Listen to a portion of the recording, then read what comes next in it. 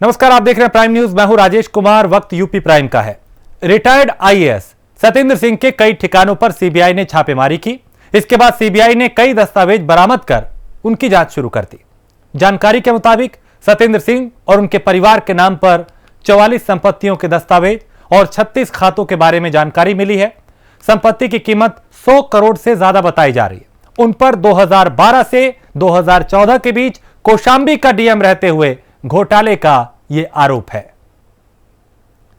तो 2012 से 14 के बीच डीएम रहते हुए घोटाले का आरोप और 2012 से 14 के बीच कौशांबी के डीएम थे सतेंद्र सिंह। छापेमारी में 44 अचल संपत्ति, 10 लाख रुपए बरामद भी हुए हैं। इसके अलावा 51 लाख रुपए की बैंक एफडी के कागजात भी बरामद हुए हैं और 36 बैंक खाते सतेंद्र सिंह और परिवार के नाम पर मिले।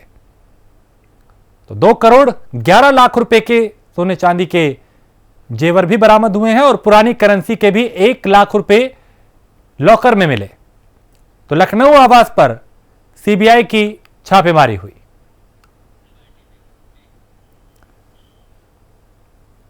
इलाहाबाद हाईकोर्ट में उत्तर प्रदेश सरकार के धर्मांतरण अध्यादेश को चुनौती देने वाली याचिका पर सुनवाई हुई। इस याचिका में धर्मांतरण अध्यादेश को रद्द करने की मांग की गई। इसके पीछे तर्क दिया गया कि इस अध्यादेश का दुरुपयोग किया जा सकता है। सुनवाई के दौरान राज्य सरकार ने याचिका पर जवाब देने के लिए एक बार फिर से समय मांगा। अदालत ने राज्य सरकार के अनुरोध को स्वीकार करते हुए इस मामले में अंतिम सुनवाई के लिए 24 तारीख तय की है, यानी 24 फरवरी की तारीख तय की गई है। बता दें कि इससे पहले सुप्रीम कोर्ट ने इस मामले में सभी याचिकाओं की एक साथ सुनवाई की राज्य सरकार की अर्जी को खारिज कर दिया था। सुप्रीम कोर्ट ने 25 जनवरी को राज्य सरकार की याचिका खारिज की थी और कोर्ट से अर्जी खारिज होने के बाद अब हाईकोर्ट में सुनवाई का रास्ता साफ हो गया। राज्य सरकार की तरफ से इस याचिका पर जवाबी हलफनामा दायर किया जा चुका है। याचिका में धर्मांतरण विरोधी अध्यादेश को संविधान के खिलाफ और गैर जरूरी बताते हुए चुनौती दी गई। याचिका में यह भी कहा गया कि यह कानून व्यक्ति की अपनी पसंद और शर्तों पर किसी भी व्यक्ति के साथ रहने और धर्म पंथ अपनाने के मूल अधिकारों का उल्लंघन करता है। उत्तर प्रदेश सरकार ने दलील दी है कि शादी के लिए धर्म परिवर्तन से कानून व्यवस्था की स्थिति पैदा हो गई थी और सामाजिक स्थिति खराब हो रही थी। राज्य सरकार इस हालात को रोकने के लिए कानून लेकर आई है। राज्य सरकार ने धर्मांतरण अध्यादेश को पूरी तरह से संविधान सम्मत बताया और सरकार की दलील है कि इससे किसी के मूल अधिकारों का हनन नहीं होता।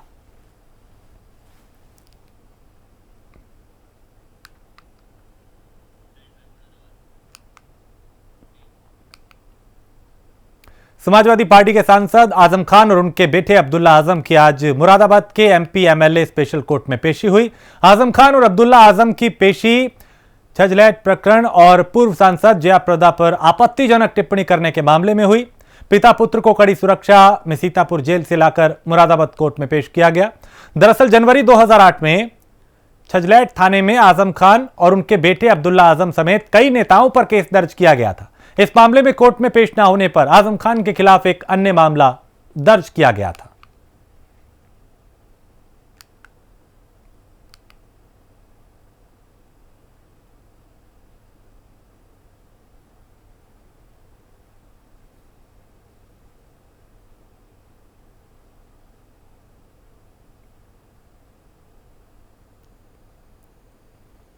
तो आजम खान और अब्दुल्ला आजम की कोर्ट में पेशी हुई। 2008 का है।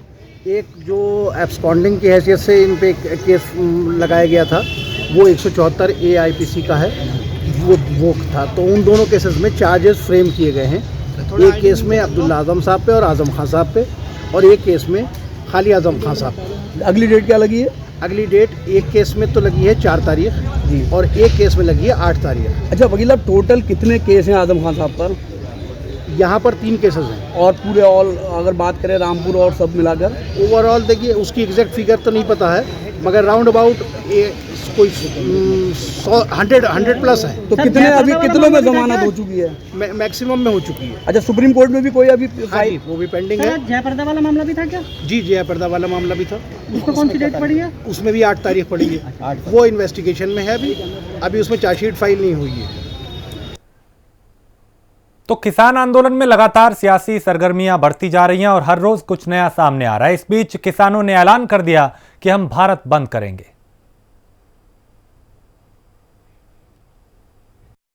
आज हमने बहुत सर्वे एक तरह यहाँ पे देखा सबसे बड़ी चीज है कि जिस तरह से कटीले तार लगाए गए हैं और ये प्रतिबंधित तार है, एक में प्रतिबंधित, जिस तरह से सड़कें खोदी गई, आम जनता को पूरा दुखी करने का प्लान है। जब अनाज बंद हो जाएगा इन कटीले तारों के अनुसार, यही तो हमारी लड़ाई है। ये अनाज कैद होने जा रहा है व्यापारी की तिजोरी में, और उसके बाहर इसी तरह के जो गोदाम बनाए जा रहे हैं, इसी तरह के तार जो कटीले तार है वो वहाँ पर लगे। हम लोग ऊपर के रास्ते बोल रखे थे, एम्बुलेंस को भी दिक्कत हो रही, नहीं आने रहे, पूरा बैरिकेडिंग कर दिया गया पुलिस का। हमारे लोग अगर कोई अंदर जा रहा उसको आज भी पकड़ के मारपीट उसके साथ करी जा रही, उनके हाथ तोड़ दिए गए, लाठियां चला रहे। ऐसा गुंडागर्दी का माहौल। एक तरफ कहते हैं कि बात करेंगे, दूसरी तरफ इस वाले टेरर में बात करना चाहते हैं। ये किसान ना इस टेरर में बात करेंगे। माहौल जब तक शांत नहीं होगा और एक टेबल पे किसान संगठन जो कमेटी ने लिया है, इस माहौल में बात करेंगे। ये सरकार पहले अगर बात उनको करनी है, पहले माहौल को इसको शांत करो, टेरर बैठाने का काम करे, नहीं चलेगा। पूरा सब जगह जहाँ संगठन हमारे चले हुए पूरा निर्णय है कि जब तक बिल वापसी नहीं है, घर वापसी नहीं, यही नारा सरकार। ग्रेटर नोएडा में किसान आंदोलन के खिलाफ होने वाली महापंचायत का ग्रामीणों ने विरोध किया है। बादलपुर के किसानों ने 7 फरवरी को किसान विरोधी पंचायत ना होने देने का ऐलान किया, जबकि धरना दे रहे किसानों का समर्थन किया। बताया जा रहा है कि पंचायत के लिए लोनी विधायक नंदकिशोर गुर्जर के करीबी ने एक वीडियो वायरल किया था, जिसमें 7 फरवरी को बादलपुर में किसान आंदोलन के खिलाफ पंचायत का ऐलान किया गया, लेकिन बादलपुर के किसान वीडियो सामने आने पर विरोध में उतर आए।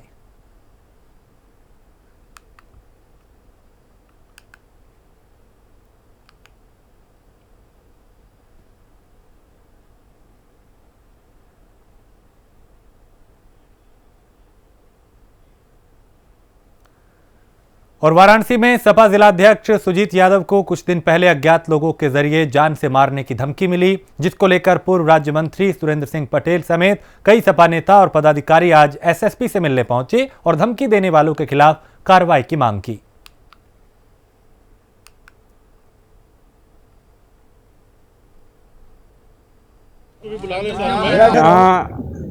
आज जो हमारे जिला अध्यक्ष के अनुपस्थिति में जो वहाँ अराजक तत्वों ने जो वहाँ घटना गाली गलौज दिया, मारने के लिए कार्यालय का सामान तोड़ा, उसी के संबंध में हमारे वर्तमान विधायक जी प्रभुनाथ जी और आपके एमएलसी आशुतोष सिन्हा जी, पूर्व सांसद जी और हम सारे विधायक भूतपूर्व विधायक मिनिस्टर आए थे कि भाई हम लोग चाहते हैं कि इस तरीके की घटना की पुनरावृत्ति न हो। आप उसको जांच करिए, जांच करके खुलासा करिए।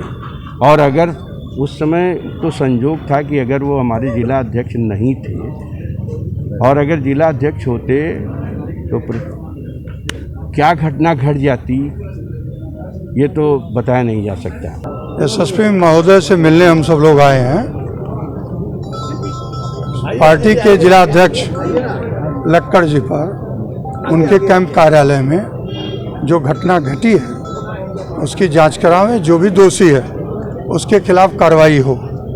पुलिस के हाथ बड़े होते हैं, अपराधियों के हाथ इतने बड़े नहीं हैं, इसलिए जिला प्रशासन को कहा गया है कि आप अपराधियों को पता लगाइए। ये समाजवादी पार्टी के जिला अध्यक्ष हैं और समाजवादी पार्टी के विषय में आप जानते हैं। अगर इस घटना का पर्दाफाश नहीं हुआ तो निश्चित है समाजवादी पार्टी एक जन आंदोलन चलाने का काम करेगी। देखिए, ये समाजवादी पार्टी का प्रतिनिधिमंडल, एमएलसी, विधायक, वर्तमान पूर्व सभी यहाँ एसएसपी से मिला। कानून व्यवस्था तो पूरे उत्तर प्रदेश में कहीं कानून व्यवस्था नाम की चीज़ नहीं। समाजवादी पार्टी के जिला अध्यक्ष अपने घर पे नहीं थे, अपराधी बेखौफ होकर उनके घर पे जाते हैं, वहाँ तोड़ फोड़ भी करते हैं। यदि अध्यक्ष होते तो न जाने कौन सी घटना करने का, जान से मारने का भी काम करते। इस नीयत से लोग गए थे। इतना बड़ा हादसा हुआ है, उससे मिलकर हम लोगों ने बताया कि आप इसकी जांच करा के कौन से लोग हैं इसका पर्दाफाश करिए, चाहे अपराधी जैसा भी हो, ये सामने आए कि कौन से लोग हैं इस घटना में शामिल हैं। दूसरा पक्ष है कि ऐसी घटना हो रही है, जिलाध्यक्ष तो कोई गांव में ही नहीं रहता, उसके पूरे ज़िले में जाना है, कहीं घटना है, कहीं आने जाने का, तो उनकी सुरक्षा व्यवस्था का भी आप इंतजाम करिए। उन्होंने आश्वासन भी दिया है कि हम जल्दी से जल्दी इसका पर्दाफाश करेंगे और इनको सुरक्षा व्यवस्था भी मुहैया कराने का काम करेंगे।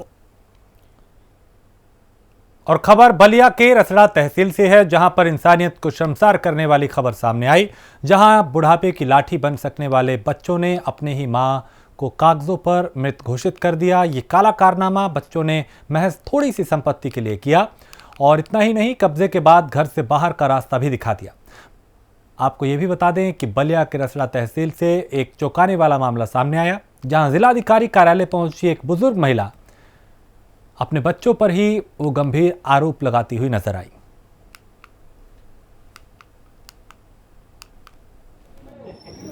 हमारा साथ दुकान मकान सब अपना नावे लिखवा लेने बा, हमने के मार के भगा दिल बा। कौन? शमशाद। शमशाद कौन है?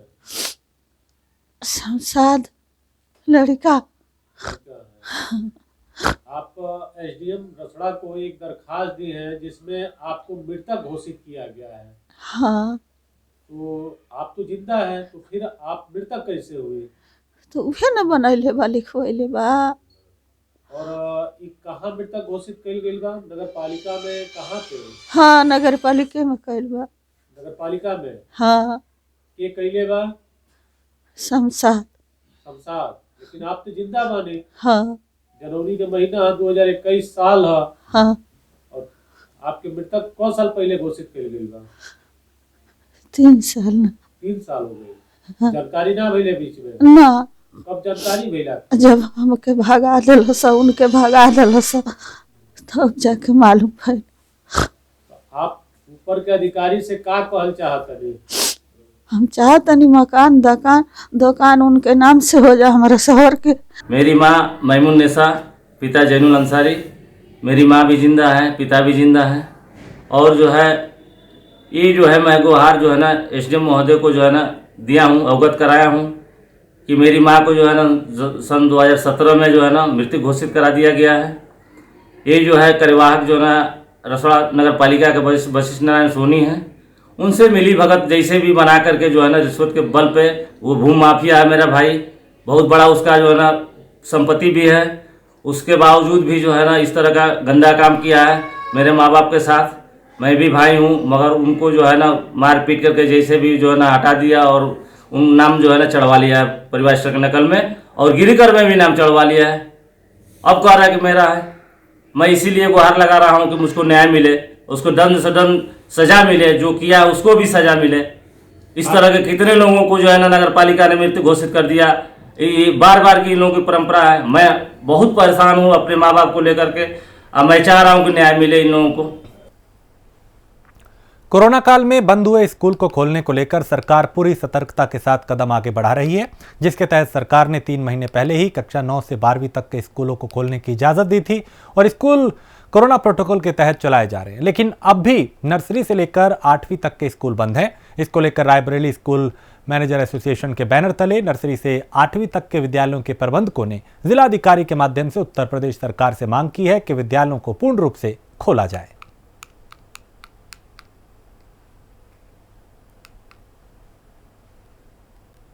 एक्चुअली हम लोग विद्यालय संचालक हैं और इस समय हमारी सबसे बड़ी समस्या है कि विद्यालयों को के संचालन में तमाम प्रकार की समस्याएं आ रही, जैसे कि ग्रामीण अंचल के विद्यालय हैं जहां पे 99% नेटवर्क की समस्या है, वहां पे नेटवर्किंग बिल्कुल क्लोज है। क्या मांग है आपकी? सरकार से मांग करना चाहता हूँ कि जल्द से जल्द कोविड-19 गाइडलाइन के तहत विद्यालय खोलने का। आज हम लोग विद्यालयों की समस्या को लेकर माननीय जिलाधिकारी महोदय के पास ज्ञापन देने के लिए आए हैं, जो कि उत्तर प्रदेश शासन के जो माननीय मुख्यमंत्री हमारे हैं योगी जी, उनके नाम संबोधित ज्ञापन है और स्कूल की समस्या लेकर हम लोग यहाँ पर आए हैं। तो क्या क्या मांगे रहेंगी, क्या समस्याएं इस बीच आ गई आपको? देखिए, विगत 12 माह से विद्यालय बंद चल रहे हैं, विशेषकर जो जूनियर सेक्शन है और जो प्राइमरी सेक्शन है। ये विद्यालय बंद चल रहे हैं, 12 माह हो चुके हैं। जो भी हमारे स्कूल में टीचर्स हैं, बच्चे हैं, सभी प्रभावित हो रहे हैं। बच्चों के पेरेंट्स अब कह रहे हैं कि स्कूल को खोला जाए, चाहे ऑनलाइन पढ़ाई अभी तक जैसे समझ नहीं आ रही थी उन लोगों को, तो ऑफलाइन पढ़ाई के लिए वो लोग कह रहे हैं। अभी हम लोगों ने मीटिंग की थी, तो उसमें ये बात आई सामने। फिरोजाबाद पुलिस को बड़ी कामयाबी हाथ लगी। एसओजी पुलिस और थाना नारकी पुलिस ने डॉनी गैंग के 4 बदमाशों को गिरफ्तार करने में कामयाबी हासिल की। पकड़े गए बदमाशों के पास से पुलिस ने लूटा हुआ सामान और 4 अवैध तमंचों समेत बड़ी संख्या में कारतूस भी बरामद किए। एसएसपी अजय कुमार पांडे ने पुलिस लाइन सभागार में आज मामले का खुलासा करते हुए जानकारी दी।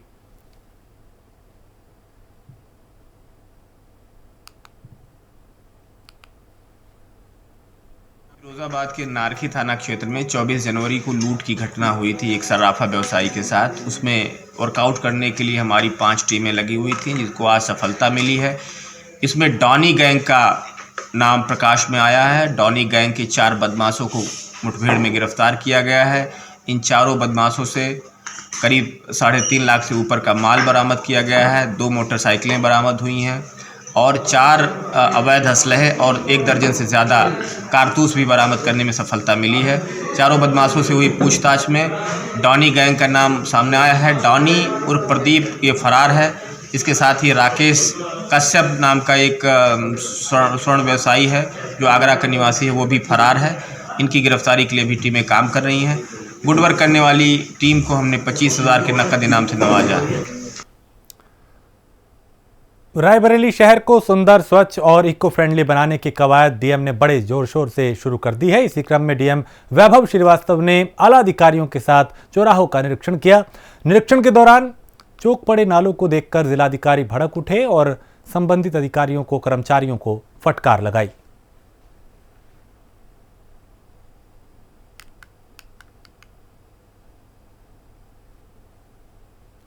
यहाँ पे जो हमारे सिविल लाइन चौराहा है और जो अन्य क्षेत्र हैं, तो चौराहों का सौंदर्यीकरण और साथ ही जो नेशनल हाईवे की जो NH के काम हुए हैं उनमें कुछ कमियां रह गई, तो उन सब कमियों की दृष्टि से वाराणसी के उदय प्रताप कॉलेज में छात्रावास आवंटन और छात्र संघ चुनाव की तारीख को लेकर छात्र धरने पर बैठ गए। छात्रों की मांग है कि जो भी छात्र हॉस्टल में रह रहे थे उनको फास्ट अलर्ट किया जाए और छात्रावास बंद होने से छात्रों को परेशानी हो रही है। वहीं कॉलेज के प्रिंसिपल ने छात्रों को समझाने की कोशिश की, लेकिन छात्र अपनी मांगों पर अड़े रहे।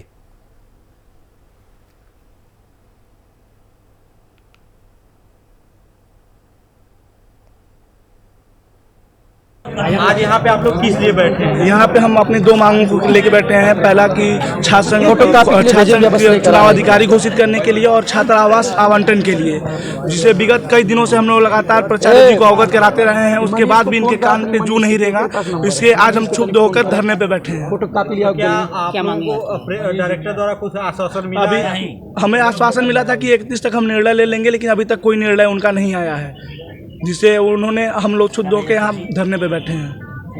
क्या मांगे हैं आपकी? हमारी मांगे हैं कि छात्रावास आवंटन के फॉर्म तुरंत बेचा जाए, निकाला जाए, जिससे छात्रों को जो बाहर रह रहे हैं उन्हें छात्रावास मिले और उन्हें रहने में सुविधा मिले। यहाँ पर हमारी 2 सूत्री मांगे हैं। जो एक तो पहला नंबर, छात्रावास ये लोग खोल नहीं रहे हैं। हम लोगों ने कितने महीनों से इसके लिए प्रयास किया है, कितना पत्रक दिया छात्र प्रिंसिपल सर को, उन लोगों का कोई निर्णय ही नहीं है। यहाँ तक कि उन्होंने लिख कर दिया, लिख कर देने पर भी कोई मतलब नहीं आ रहा है कि लिखा उन पर विश्वास किया जाए। और दूसरा, छात्र संघ चुनाव विद्यापीठ में चुनाव अधिकारी घोषित हो चुका है। बहुत सारे कॉलेजों में कुछ चुनाव अधिकारी घोषित हो चुका है वाराणसी के, लेकिन हम लोग में ना तो छात्र संघ चुनाव अधिकारी अभी तक घोषित किए हैं, लोग लिख कर भी दिए हैं फिर भी नहीं किए हैं, और ना तक छात्रावास के लिए कोई है। इसी कारण हम लोग यहाँ पर धरने में बैठे हुए हैं।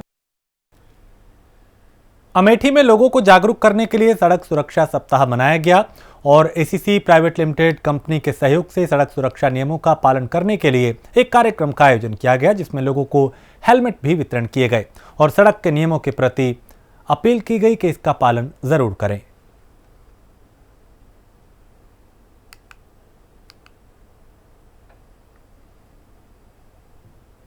नहीं, मैंने मेरे पास भी एक सज्जन ने वीडियो भेजा था। वो हमारे ऑफिस से कर्मचारी नहीं है, लेकिन हमारे ऑफिस में देखा गया है कि ऐसा किया है। ये निंदनीय चीज़ है और उस पर हम एक्शन लेंगे। ऐसे कोई भी असामाजिक प्राणी को हम अपने ऑफिस में अलाउ नहीं करेंगे। हाँ सर, हमारी रक्षा के लिए दिया गया है और जो आजकल एक्सीडेंट हो रहे हैं सर, बगैर जो है सीट बेल्ट के, बगैर हेलमेट के गाड़ी जब चलाएंगे तो सर कहीं जो है एक्सीडेंट जो है मतलब उससे हमारी बचत होगी साहब। उत्तर प्रदेश में कोरोना को लेकर यूपी सरकार की प्रेस कॉन्फ्रेंस में क्या कुछ कहा गया, अब आपको वो सुनवाते हैं। प्रदेश में कोरोना का संक्रमण कम हुआ है। अब वर्तमान में 5000 से भी कम मामले ऐसे रह गए हैं और संक्रमण कम होने से सभी गतिविधियां सामान्य हो रही हैं। प्रदेश सरकार की माननीय मुख्यमंत्री जी के नेतृत्व में ये विशेष रणनीति रही है, जिसके कारण जो है ये कोरोना जो कि अभी कुछ प्रदेशों में बढ़ भी रहा है, उत्तर प्रदेश में काफ़ी नियंत्रण में रहा है। एक जो रणनीति रही है वो ये है कि घर घर जाकर सभी लोगों से मुलाकात कर स्वास्थ्य विभाग के कर्मचारी, नगर निगम के कर्मचारियों द्वारा उनका हालचाल पूछा गया है, उनसे संक्रमण के बारे में जानकारी मांगी गई है, चाही गई है और जहाँ जहाँ इस प्रकार के मामले मिले हैं तुरंत उनका इलाज कराया गया है, उनको अस्पताल दाखिल कराया गया अथवा वो होम आइसोलेशन में रहने लायक थे तो उनको वहीं रखा गया है। कुल लगभग 24 करोड़ की आबादी में से उत्तर प्रदेश सरकार के जो कर्मचारी हैं, हमारी जो टीमें हैं, वो लगभग 18 करोड़ 7 लाख लोगों तक पहुंची हैं, जिनमें लगभग 2 करोड़ 81 लाख के टेस्ट हुए हैं और टेस्ट पूरे देश में सबसे अधिक किसी भी प्रदेश में टेस्ट हुए हैं वो उत्तर प्रदेश में हुए हैं। इसके साथ साथ जो घर घर जाकर सत्यापन किया गया है वो लगभग 15 करोड़ 26 लाख से अधिक जनसंख्या का सत्यापन किया गया है। ये इसी रणनीति के कारण और जो एक विशेष जागरूकता अभियान चलाया गया माननीय मुख्यमंत्री जी के निर्देशों पर, जिसकी समीक्षा वो प्रतिदिन कर रहे हैं, उसके कारण उसका परिणाम है कि आज उत्तर प्रदेश में कोरोना जो है काफ़ी नियंत्रण में है। जैसा आप जानते हैं वैक्सीनेशन की प्रक्रिया भी प्रारंभ हो गई है और वैक्सीनेशन की प्रक्रिया प्रारंभ होने से और कोरोना का संक्रमण कम होने से प्रदेश में सामान्य गतिविधियां सामान्य हो रही हैं। प्रदेश में औद्योगिक गतिविधियां सामान्य चल रही हैं। प्रदेश में लगभग 90 लाख से अधिक एमएसएमई कार्यरत हैं, उनमें लगभग 8,18,000 जो रजिस्टर्ड एमएसएमई हैं उनका भी वो भी काम बहुत तेज़ी से चल रहा है।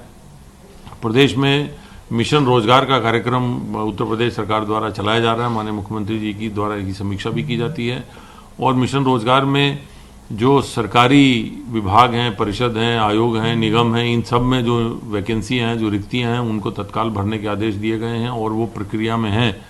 पूर्णतः पारदर्शी तरीके से ये भर्तियां की जानी हैं और 4 साल पूरा होते होते लगभग 4 लाख जो सरकारी नौकरियों का एक लक्ष्य रखा गया वो लगभग पूरा होने जा रहा है। इसी के क्रम में जो मिशन रोजगार के अंतर्गत जहां एक और सरकारी नौकरियों की व्यवस्था की जा रही है, वहीं साथ साथ स्वरोजगार के माध्यम से और कौशल प्रशिक्षण के माध्यम से अधिक से अधिक लोगों को स्वरोजगार में लगाकर उस स्वरोजगार स्व उद्योगों, सूक्ष्म उद्योगों के माध्यम से रोजगार के और अधिक अवसर पैदा करने का प्रयास किया जा रहा है। इसी क्रम में बैंकों से लगातार समन्वय किया जा रहा है। बैंकों से समन्वय के पश्चात जैसे आत्मनिर्भर पैकेज के अंतर्गत जो लगभग 4,37,000 इकाइयों को 11,100 करोड़ रुपए के ऋण बैंकों द्वारा इस वर्तमान वित्तीय वर्ष में वितरित किए गए हैं। इसके साथ साथ लगभग 8,47,000 नई एमएसएमई इकाइयों को भी प्रदेश में बैंकों द्वारा 29,000 करोड़ से अधिक के ऋण वितरित किए गए हैं। इस प्रकार यदि ये मिला लें तो लगभग 13 लाख प्रदेश में 13 लाख इकाइयों को लगभग 40,000 करोड़ रुपए के ऋण इस वर्तमान वित्तीय वर्ष में वितरित किए गए हैं, जो कभी भी किसी भी रिकॉर्ड में सबसे अधिक है। और इनके माध्यम से इन नई इकाइयों के 8,47,000 नई इकाइयों के आने से लगभग 30 लाख लोगों को रोजगार के नए अवसर उत्पन्न हुए हैं। ये अपने आप में रिकॉर्ड है। इसको तेजी से आगे बढ़ाया जा रहा है। बैंकों से लगातार समन्वय किया जा रहा है कि प्रदेश में अधिक से अधिक एमएसएमईज को बैंकों द्वारा वित्त पोषण किया जाए। युवा जो हमारे उद्यमी हैं उनको उद्यम में लगने का एक मौका मिले। प्रदेश सरकार द्वारा इसी संबंध में एक उद्यम सारथी नामक ऐप का भी लॉन्च माननीय मुख्यमंत्री जी द्वारा किया गया था। उस ऐप के माध्यम से हमारे युवा जो स्वरोजगार में काम करना चाहते हैं, जो स्वरोजगार अपना कोई काम शुरू करना चाहते हैं, उस हेतु वो ऐप पर जाकर उस ऐप को क्लिक करके पूरी प्रक्रिया जान सकते हैं। उत्तर प्रदेश सरकार की, भारत सरकार की कौन सी स्वरोजगार की योजनाएं हैं, कौन से बैंक से किस फॉर्म में ऋण लिया जा सकता है, ये सारी व्यवस्थाएं ये युवा उद्यमियों को रोजगार स्वरोजगार में लगने के लिए आसान प्रक्रिया बनाने के लिए की गई हैं। कोरोना वायरस के संबंध में प्रदेश की स्थिति इस प्रकार है। विगत 24 घंटों में संक्रमण के 184 नए मामले सामने आए हैं। इसी अवधि में उपचारित होकर डिस्चार्ज होने वालों की संख्या 462 है। इस समय एक्टिव इन्फेक्शन के केसेस की संख्या कम होकर के 5007 रह गई है। 5007 में से 1341 संक्रमित व्यक्ति होम आइसोलेशन का उपयोग कर रहे हैं, अर्थात घर पर रहकर ही स्वास्थ्य लाभ कर रहे हैं। ये वैसे लोग हैं जिनको संक्रमण तो हुआ है पर कोई लक्षण नहीं आए हैं और इनके घर में अलग शौचालय के और अलग कक्ष की व्यवस्था है। जिनके पास ऐसी व्यवस्था न हो उन्हें जो राजकीय व्यवस्था की गई निःशुल्क चिकित्सा की, उसका लाभ उठाना चाहिए ताकि उनके घर के जो और लोग हैं, परिवारीजन हैं, वो उनसे किसी भी स्थिति में संक्रमित न होने पाएं। कुल 420 व्यक्ति इस समय निजी चिकित्सालयों में भुगतान के आधार पर अपना इलाज करवा रहे हैं और बाकी के सभी जो एक्टिव इन्फेक्शन के केसेस हैं वो राजकीय व्यवस्था में निःशुल्क अपना इलाज करवा रहे हैं।